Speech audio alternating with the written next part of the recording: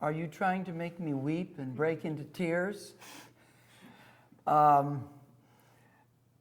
When I contemplate the sense of public service and the striving for the greater good exhibited by the Founding Fathers in the late 18th century, not perfect men by any means, many with lots of flaws, but they did come together with a commitment to deliberation and to the construction of a stronger union. Once they closed the doors behind them in the Pennsylvania State House, they were there to get a job done. And the job they were doing was a job for we the people of the whole United States, not we the people of a particular constituency or a particular lobbying group. They carried about their business not only with a sense of responsibility, but with a sense of civility. As an historian of American politics, indeed as a political junkie, I've just been fascinated by American politics since I was a little kid. I was the only kid growing up on the beaches of Southern California in 1952 to leave the beach and get off my surfboard and go into my house and watch on my black and white television the 1952 Democratic and Republican convention. So I've really cared about the political process. And when I look at our politics today, I am just deeply depressed. I'm depressed by the sense of partisanship, by not just the sense of partisanship, because people have always disagreed over political issues, but by the vituperation, by the incivility of the language of our politics today. An incivility which has concrete effects on our inability to get meaningful legislation passed. I think it is no surprise that not just Congress, but government is held in such low esteem today because our political leaders don't seem to be able to embrace or at least internalize the sets of values and the sets of responsibilities that motivated the framers of 1787. And finally, I'm deeply depressed by the insidious influence of money on our political campaigns, on the whole legislative process, whether it's the need for our public office holders to run permanent campaigns from the moment they're elected, they're out raising money for the next election, but also for the way in which legislation is sometimes affected by the millions of dollars spent by lobbyists. These are not things that the framers of the Constitution would have been happy about at all. I think I can hear James Madison spinning in his grave right now if he's hearing my description of the way politics are conducted today.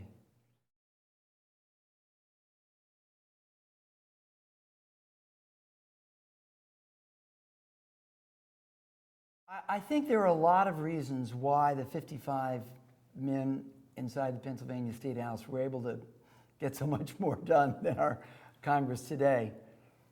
One reason is anti-democratic, untransparent, probably unthinkable today.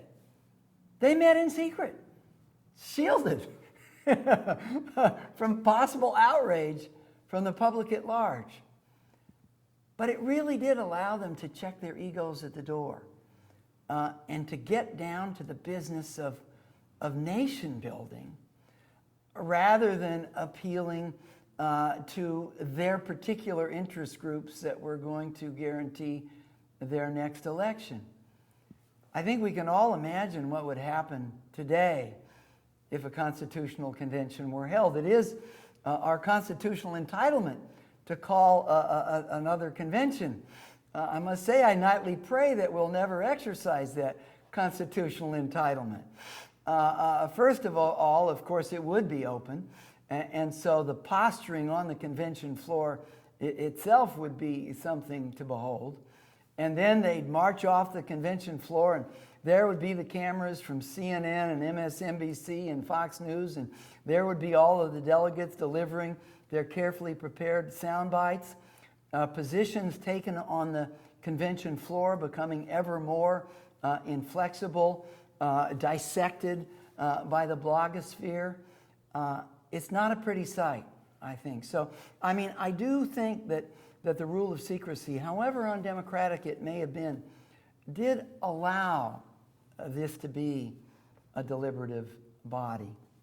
The other thing that made a very big difference was that these 55 men, coming from all across the 13 independent American states, these men who were used to living in fancy plantation houses or very sumptuous townhouses in Boston or New York, they're now all living in tiny cramped rooms in the boarding houses of Philadelphia.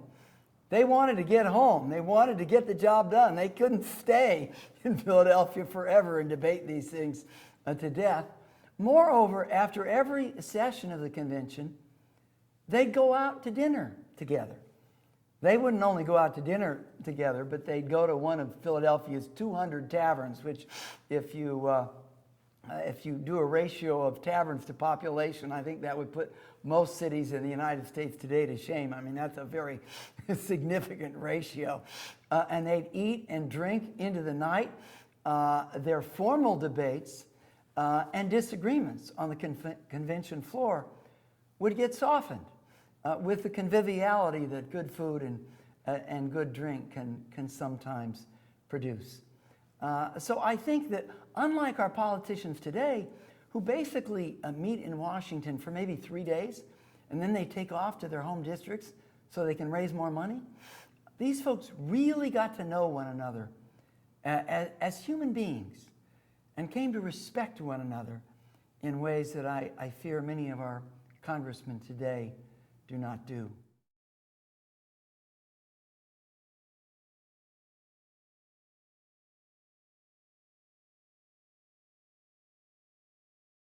The challenge of balancing the need for public order while at the same time giving to individuals in society an adequate measure of personal liberty is the oldest challenge, the oldest problem in the history of the planet Earth. And for most of that history, governments have decided to resolve that challenge by a heavy-handed dose of public order and authority at the expense of personal liberty. The American colonists during the 17th and 18th century moved toward a very different model. Even before the American Revolution, they experienced, I think, a greater degree of personal liberty. They felt the burden of government, which after all was a government imposed by England from 3,000 miles across the ocean, more lightly than perhaps any other people in the world.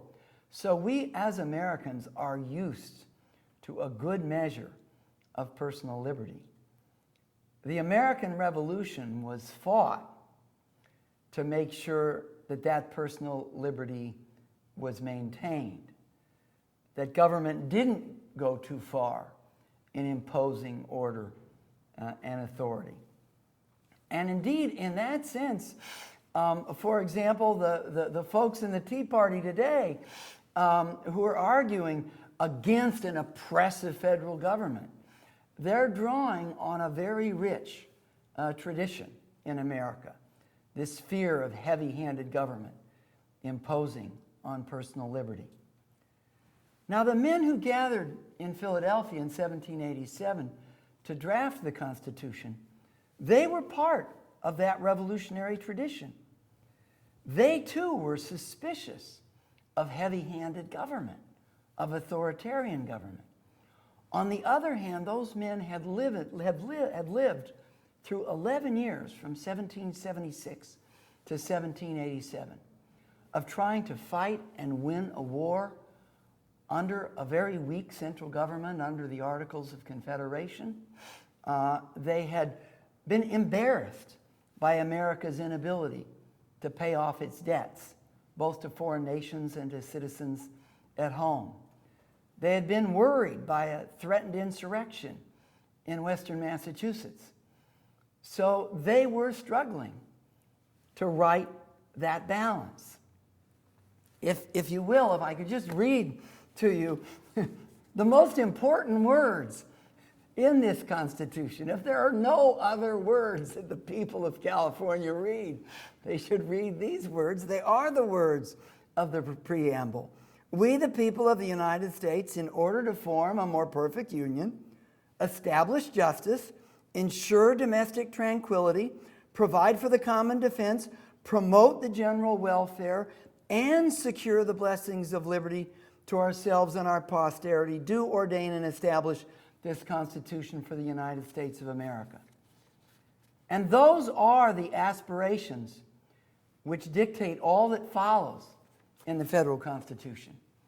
Now, frankly, I mean, if you listen to many critics of our federal government today, and you listen to their interpretation of the Constitution, sometimes it seems to me it only consists of the Second Amendment, the right to bear arms, the 10th Amendment, which reserves all power to the states, and the first 4 words of the First Amendment, which says Congress shall make no laws. But in fact, they need to look at that preamble, all of those important things that this government was empowered to do: provide for the common defense, promote the general welfare, and indeed to secure the blessings of liberty. That's a long non-answer to the question, do I think that we've struck the proper balance? I think we've struck a better balance than any nation in the history of the planet.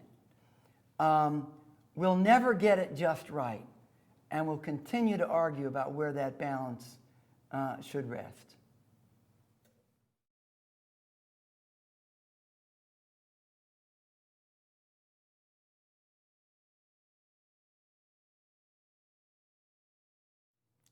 There are 2 times in the recent past, or at least in my recent past, which have been particularly exciting to me as an historian of the American Revolution and Constitution. The first period was that period between about 1988 and 1990, with the downfall of the Soviet Union, the coming down of the Berlin Wall, and the democratic revolutions in the former Soviet Union and Central and Eastern Europe. And now we can see these same extraordinarily exciting, but also extraordinarily volatile events occurring in the Arab world. Historians of revolution have to love these moments in our history. The American Revolution was the first people's revolution. It was the first democratic revolution. And there was lots of violence, and there was lots of fear and contention, and there was a lot of uncertainty about how it would turn out. And in that sense, our revolution did have something in common with these other revolutions. Our revolutionaries look to us today as a bunch of dead white men. But in fact, in the context of the 18th century, the differences in social class, in ethnicity, in religion were enormous. It was one thing to overthrow British rule. It was quite another thing to build a stable and just democratic society coming out of that revolution against arbitrary authority. And again, that's why the outcome of the Constitutional Convention of 1787 was not inevitable. It could have gone another way, either with a heavy-handed imposition of order or with the people of the 13 American states quarreling and disintegrating into anarchy. I will say that there was one thing that the Americans in the 18th century had going for them that perhaps, particularly now thinking about the Arab world and the Arab Spring, where the challenges they face are somewhat greater. The Americans, however much they may have denounced the British king and the British government, they had grown up for a couple of centuries with the tradition of English common law, with the idea of the rule of law, and that law was just if properly enforced. And many of the societies of the Arab world have not had that advantage. There is probably a greater level of distrust of all authority, of government, of law itself in those societies. So I think the task of constitution making, of nation building in these emerging democracies will be a challenging one. It will be an unpredictable one. One thing we can be pretty certain of, it won't look exactly the way the United States democracy looks. It'll reflect the culture and traditions of the various societies from which those constitutions, those governments emerge. We'll keep our fingers crossed.